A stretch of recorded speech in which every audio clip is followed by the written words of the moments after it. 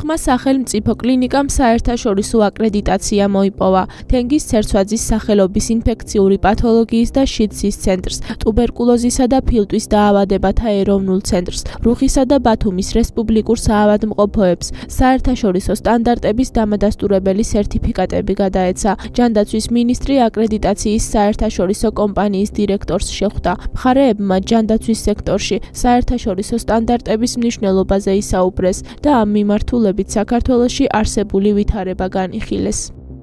ეს იყო მეტად მძიმე, მეტად რთული, მაგრამ იმავდროულად მეტად საპასუხისმგებლო პროცესი, რომელიც საბედნიეროდ საკმაოდ წარმატებულად დასრულდა საქართველოში, რის შედეგადაც ჩვენ გვაქვს დაწესებულებები, კლინიკური დაწესებულებები, კლინიკები, რომელიც თავიდან ბოლომდე შეიძლება ითქვას, რომ თანამედროვე მათ შორის ევროპული სტანდარტების თავსებადი არის.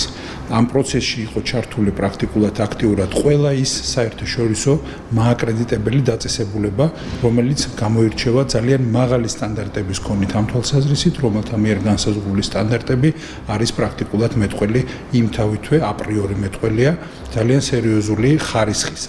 ვიმსჯელეთ იმ პროცესსა და შედეგებზე, რაც დაფიქსირდა აკრედიტაციის პროცესში. ასევე მოხარულები ვართ, რომ საქართველოს გამოთქვა ინიციატივა და 2023 წელს შეიქმნა კანონი კლინიკების საერთაშორისო აკრედიტაციის ვალდებულების მიმართულებით. კომპანია KTQ's აუდიტი 70-ზე მეტ კლინიკას სტუმრობდა და რა თქმა უნდა მათ შორის იყვნენ სახელმწიფო კლინიკებიც, რომლებმაც საკმაოდ წარმატებით გაიარეს აკრედიტაციის პროცესი.